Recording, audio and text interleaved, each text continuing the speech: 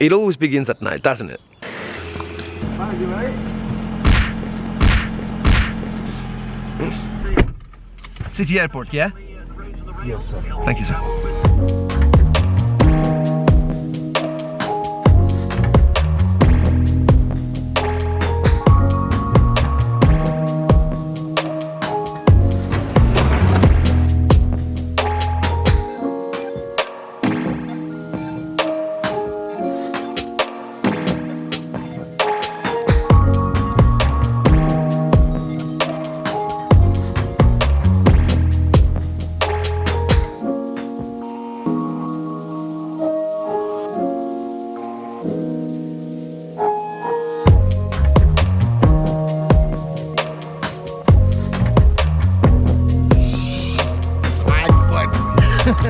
Yes, I forgot to mention, I'm in Frankfurt. A beautiful day in Frankfurt.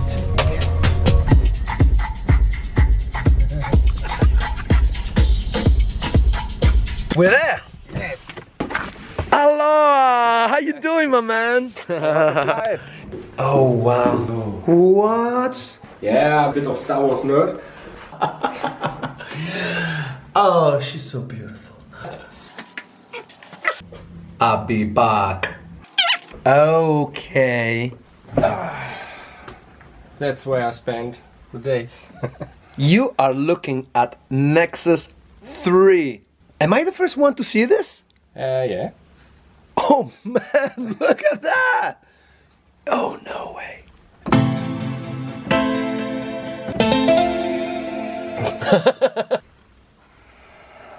That's storage. Oh, you're not even using this. At the moment not. I got them when I need them and put it in front of me. I see a lot of consequences back there. What is Yeah. that? Oh, wow. where's he? Oh, Verzi. I've never seen one of these intact before. All right, so we have set up a few lights and microphones and stuff. Manuel, Hey. thank you for inviting me. Yeah, no Number problem. one. Yeah. Number two. So you are the man, or for sure half of it, half man. behind Nexus. Yeah. How in the world did you think of that? Yeah, it all started back in 2003 or something like this. If I remember correctly, I contacted Michael, who lived next to me, and I already did some stuff for Vanguard. And I contacted him to make a sample player for the sample packs. And so it started to develop bigger and bigger, and in the end we got Nexus as it is.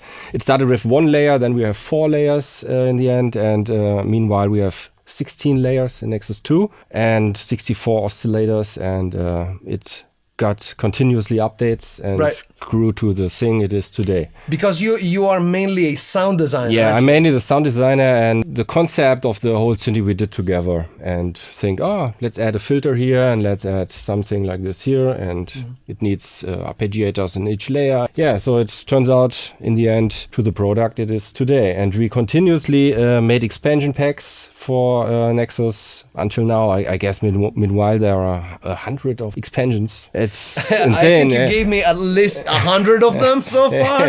So Nexus has been around for how long now? Like 2005, 2003. I guess Michael knows it better. Over 10 years, of course. Oh, wow. Far over 10 years. right. And it's basically been up to the Nexus 2, it always been based on samples and you could tweak them. In the beginning, it was a pure sample player. Right. But then we added real oscillators too, which are under the hood is a real synthesizer with pulse width modulation, with LFOs, with different filters, envelopes, and a modulation matrix. And the samples can be part of this. Right. An oscillator can be either a sample player or a real oscillator. So how is Nexus 3 new. I spoke already about the vast amount of expansions we have, and so we just needed a bigger browser. Right. And a better system of sorting it, and a better way of finding it, of tagging it, of searching for the preset you need. As you can see, the expansions are listed on the left column.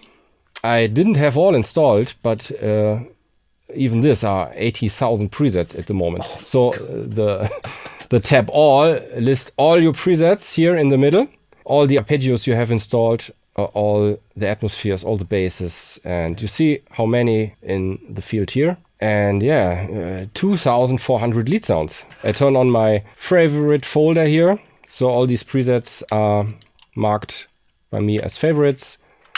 And yeah, let's start with some kind of dubstep. I think it's from the EDM Voices.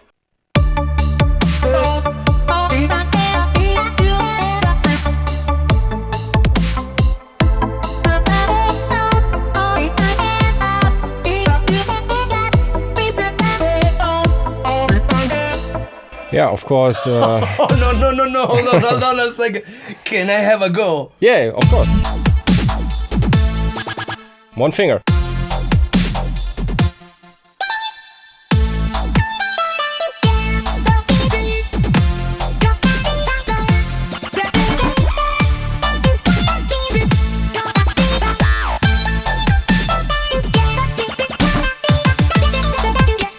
Yeah. You can, I guess, this is a preset. You can even press chords here. Oh, got it.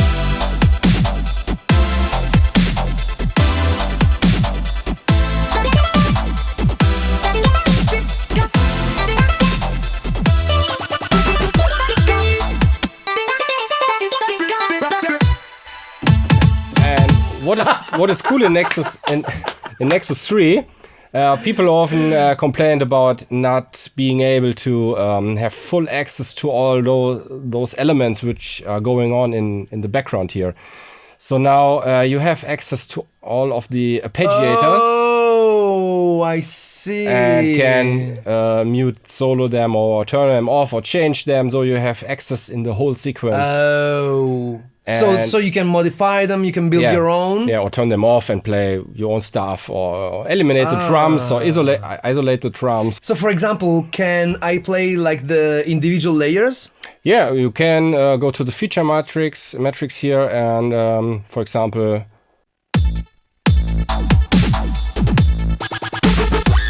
you want to have layer 4 here, and then... And not the others. Not the others. Oh, right. Yeah. And this is playing an arpeggiator. As you can see, this one here. We can turn this off. And now we have the bass label. Yeah, okay. Still the split in the upper. Okay. So, for example, this is a sample, right? This is a sample, yeah. And you can see the signal path here from this is layer 2. And it goes through the up, and then you can change the volume or the panning here. Oh, wow. And it's transposed. Yeah, so let's just load something different. Yeah. We have also loop kits, and each key is a different loop. Let me decrease the tempo a bit. And now I can create my own loop by pressing different keys together. The higher I go, the higher the instruments will be. These are the low bass instruments here.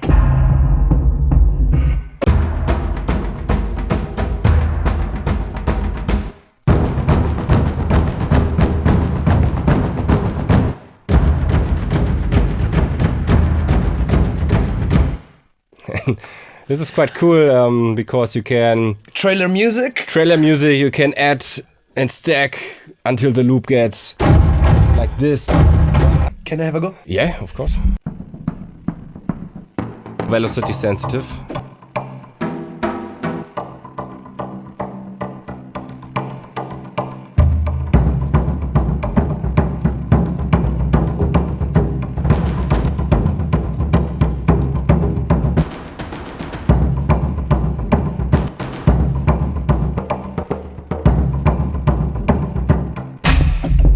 The same. Wow. The same with a real drum kit. If you want to try. Oh, like It's a drum. Oh, loop right, soup. right.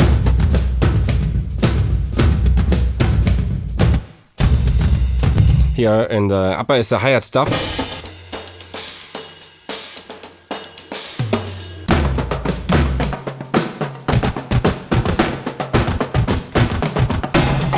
Yeah, of course, there are tons of playable presets too. The vocoder beat, for example, is nice. Let me increase the tempo a bit. Oof.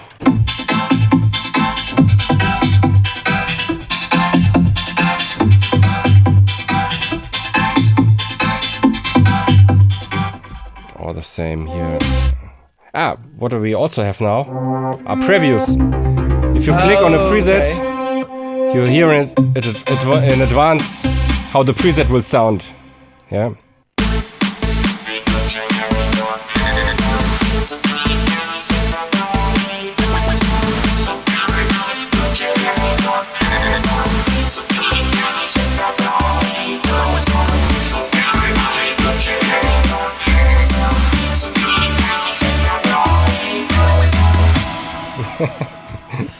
This is too much fun. We also have some harder stuff here.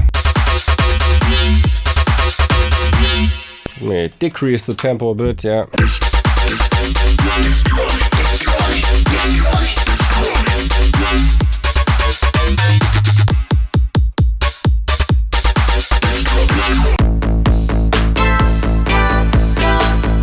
This one, for example, is from the Tropical House 2, which is from my friend Andy Hinz, for example. Wow. And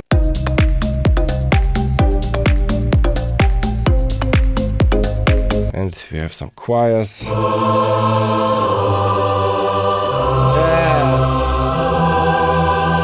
Some synths. Synths, the category synth or lead. Yeah. And turn off the favorite here, so you see all synths installed. Okay.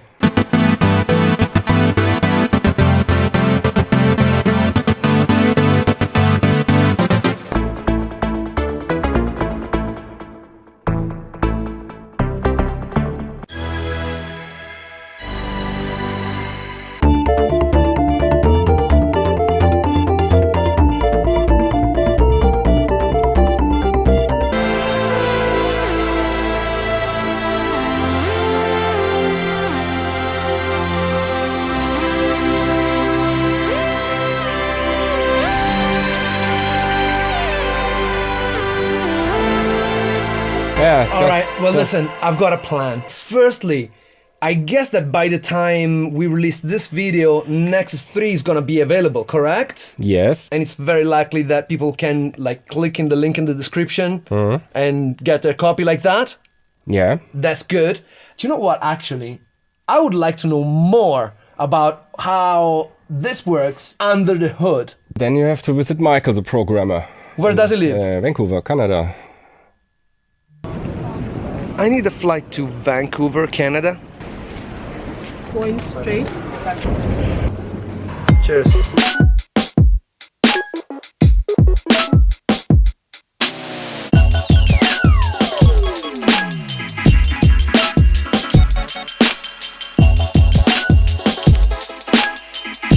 Thank you.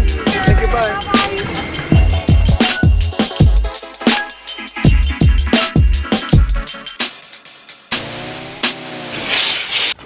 Good morning, Canada.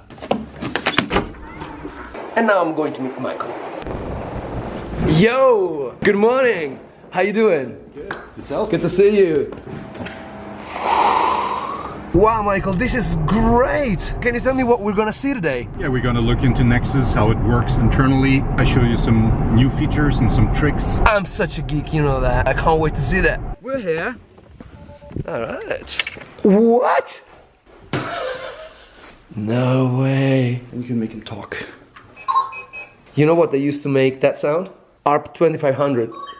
And this is the office? Whoa. Nice. Hello. Okay, more toys. Okay. Yes. Amazing. Now where the magic happens, right? Oh. This is where you make Nexus. Yes. Man, I want to know everything about this. How you make it, how you program it. I want to see it. Sure. All right. Yay. I'm so excited, man. So you know that I've been visiting Manuel and he showed me a lot of stuff that's new in Nexus 3. But today with you, because you are the man who actually does the coding and everything, Oh right? yeah. I do everything to do with technology within Nexus. This is gonna get so geeky. I love it. So listen, why don't you show me a little bit of the deeper features of Nexus 3? Okay. Is that something that we can do? Oh yeah, I can show you everything you want to see. So that looks really awesome. What am I looking at? Well, this is right now the effect page where you can have the internal effects of Nexus routed from the oscillators and the individual layers into the effect rack. And the effects are processed from the left to the right. And we only show the effects that are actually turned on. So there's no point, if the filter is not used here, it's turned off, then why show it here? It's just a waste of screen space, right? That's right. And what I want to show you is we do now real-time visualization of the actual effect parameters. So if a distortion, for example, has a low gain or a high gain, you can actually see it in real time as you edit, right, how the visualization is changing. And that is also true while it's playing and you use modulation. For example, I routed here some preset parameters to the mod wheel. So now when I change the mod wheel, you can see here at the bottom, you can see how the visualization is now changing. Wow, okay, cool. Can I hear it? Oh yeah, sure. Gotcha. It's like pulse with modulation kind of also. Yeah, sort it of that. sounds like that because the distortion is applied to a different frequency range, and so it sounds to you like a filter almost. Wow. But yeah, this works very well for polyphonic sounds. If I turn off the arpeggiator real quick here for both layers, I have to also turn off the portamento. Can do that here. Bloop, bloop. Turn the arpeggiator there. So you can go pretty deep, huh? Oh yeah, way more in depth than Nexus 2 used to be. Right. Right now you can edit the arpeggio patterns for each individual layer. In this preset there are only 2 layers, so that's all you can see. But we can later load a preset where you have like 16 layers and you can edit the pattern of each individual one. All right. And here let's re-enable them. So here I disabled them in here. And then you have this modulation. Yep. This is so cool. So did you program this from scratch? Wow. I had to, unfortunately. There's no easy way to do all these things. Do you do your own graphics as well? Yes, this is real-time graphics. This is not like designed in some program. This is actually coded graphics. So I wrote a formula that basically says, hey, draw this sine wave, but now depending on the distortion parameters that you have internally in the preset, it distorts the sine wave as well in real time while you see it. Listen, can I ask you something? I mean, if you cannot do it, I understand. Okay. But is there any way you can show me the code? I mean, I've got computers, but I wouldn't know where to start. How do you do it? Where do you do it? Okay, so I have a program that is similar to what Cubase or Fruity Loops is for the musician. This program is made for programmers to create programs. I can show you here the visualization. So we have an effect page. Here, effects, visualizations, and now I can show you the distortion visualizer. So this is now the source code for the visualization of the distortion effect. Oh, wow. So here we get some parameters, the frequency, the gain, and the drive, and we normalize them so their values are between 0 and 1.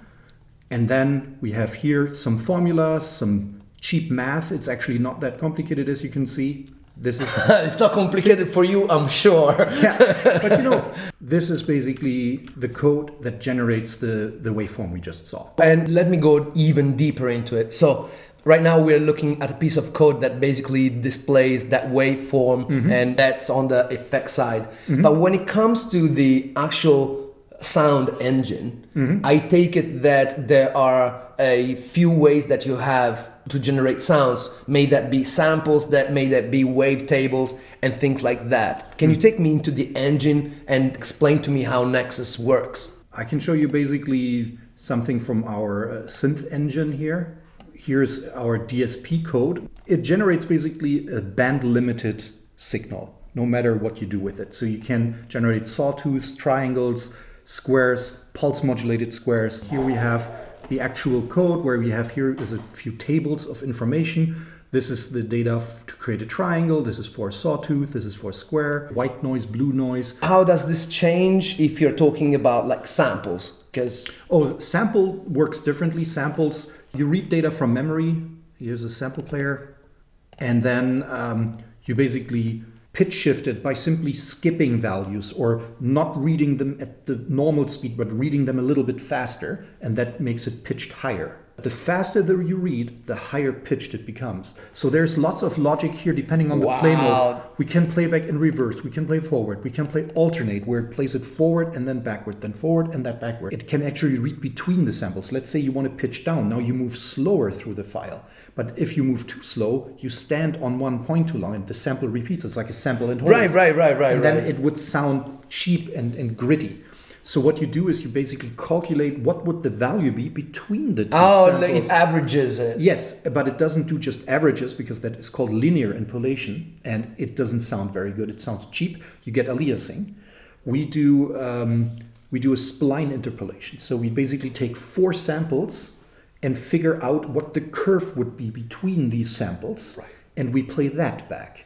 How CPU intensive a virtual synthesizer is depends on how well this code is written. How well this is optimized. Yeah, this is basically now for a sample playback, we think this is as good as it gets. Right. This won't get much faster. Man, let's do a little jam to close the video. But before we close the video, I want to ask you 2 final questions. Okay.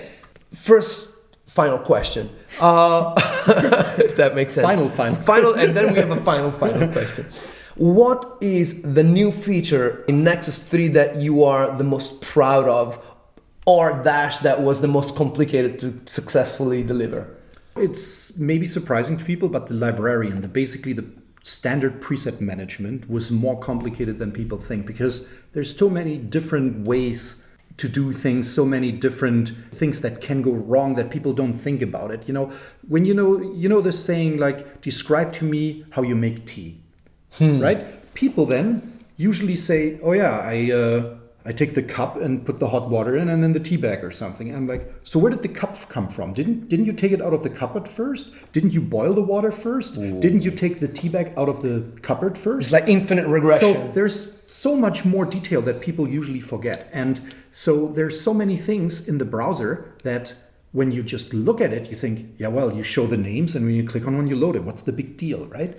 But there's so much going on. So first, it counts for all directories how many files are in there. Then for each category that you select here, so when I click on a different folder now, it shows me what type of presets are in there, also with a count.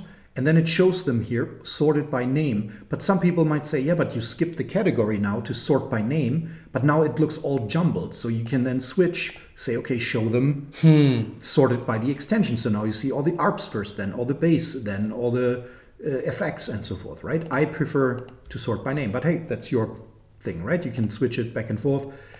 And then a little thing that people don't know, or that is more complicated, you can actually create bookmarks. So let's say, I really like this sound here and I want to use it in a future project, right? You can right click and say create a new bookmark and I call my project Phoenix or something. So, and now you're like, okay, that sound here, I really liked it.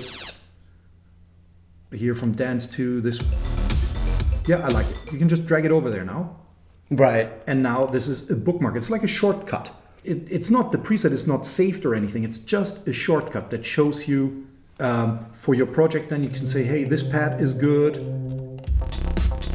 This sounds amazing. And I like this guitar sound. So now you have pre-selected these presets. And then when you start making music, you don't need to search for stuff. You already pre-selected a handful of presets that you like.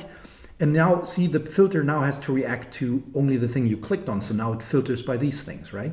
These bookmarks, it's, as I said, it's just a shortcut, nothing more, right? So it's a file that gets generated that remembers the shortcuts. But what now, you go to a different computer, you don't know your shortcuts anymore. Well, we do cloud syncing. So we upload the shortcuts that you just made. Every time you change something about your shortcuts, we immediately upload it to the cloud. Wow. And then notify the other computers that a new file is there, which then immediately downloads the file and shows it in the browser. Wow. So it's basically like a mini Dropbox. By the way, how many libraries are there now for Nexus?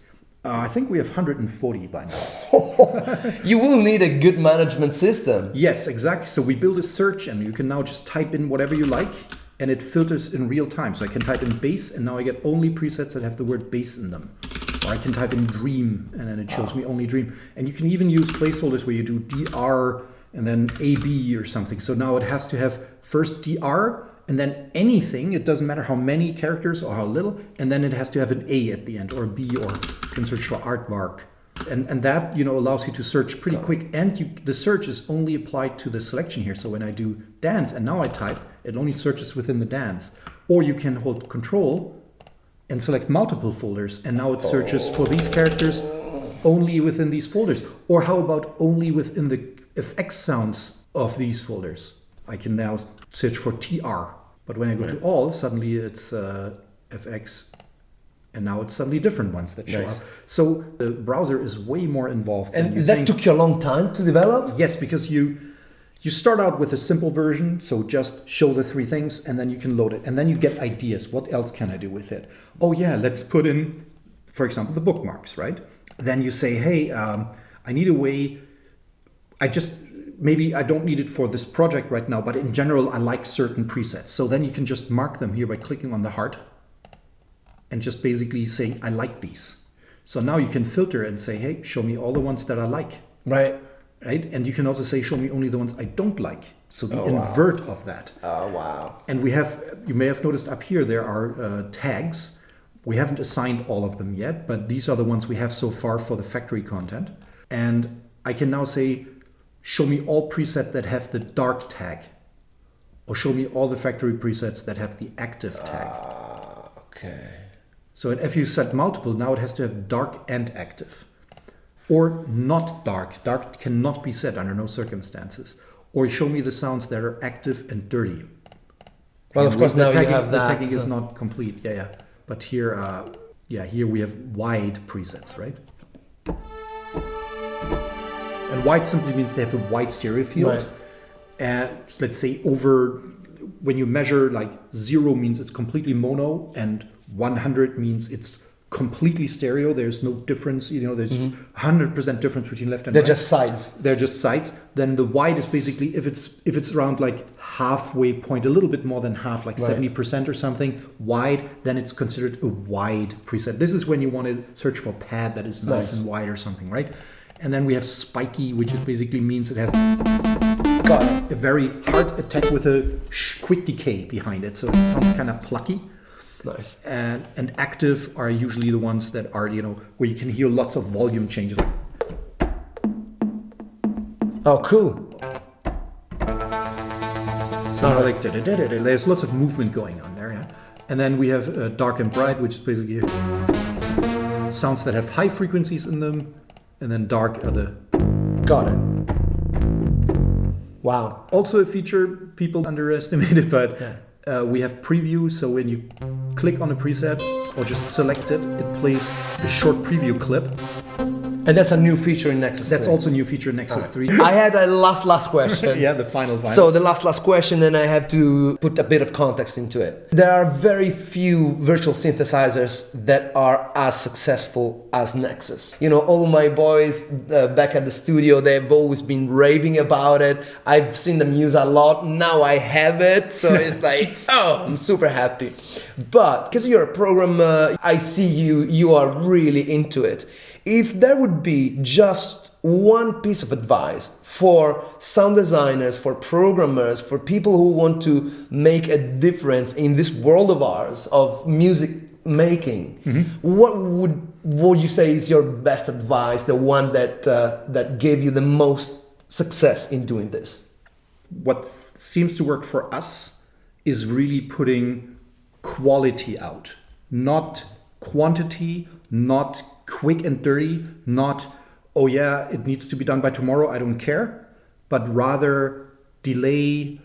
And for example, for Nexus 3, the original release date was like half a year ago or something. Right. But we thought it was not ready. We rather wanted to put more polish on it. We rather wanted to have that extra feature in there that we had the idea about but didn't know how to do it. And then we thought, instead of rushing it now and getting it out, we rather want quality. So when people use it, they're instantaneously happy with it and don't have these headaches of, oh, this didn't work. And when I click here, it crashes. And when I do this, it doesn't work. So to me, personally, quality is paramount. It has to look great, feel great, sound great.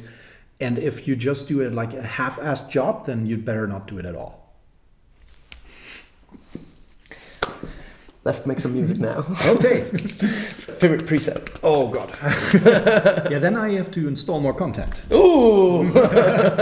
You want me to download some more stuff? Let's. Come on. All right. So this is our new download tool that will be released very soon. Nice. Probably before this video is out. Okay. Because it's compatible with Nexus 2 and Nexus 3. And it basically combines, Nexus 2 right now, I must admit the import process of getting new sounds into it is a little bit convoluted because it was done years and years ago. And in the meantime, the world has moved on. We have all, on phones, we have app stores where you click a button and it's done. And so we try to do the same now. So we have here this thing, I can just click on these. And so this speeds up the entire process to just, a few minutes, if that much. All right, let's go. So let's look for a couple of presets we can maybe put in our Project Phoenix. Yeah. Okay, this is gonna be our Phoenix track. So here, I like the sit stuff, some leads maybe, that sounds a little bit... Ooh! Have you got one of those sounds that is like fake chords with the same note going? An arpeggio. An arpeggio. You got that arpeggio? I should have an arpeggio somewhere here. Yeah. Oh yeah!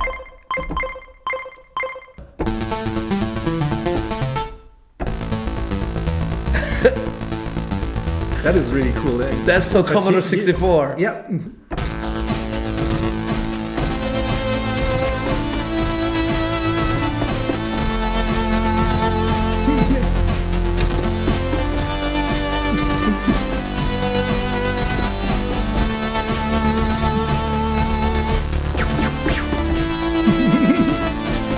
Yeah, this is fun.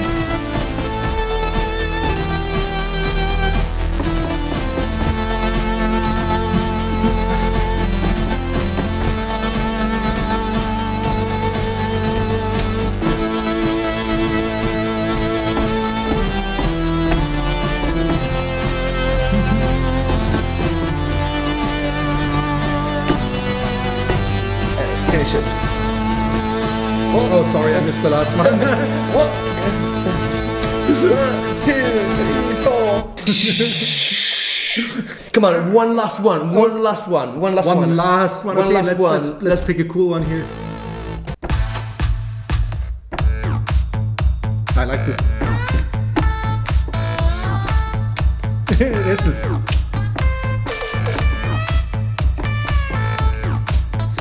See what the module does.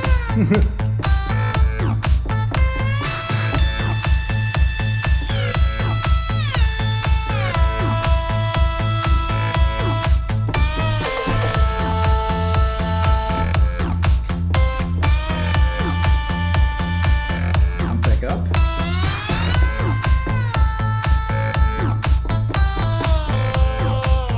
Yeah, this is kind of cool. And low.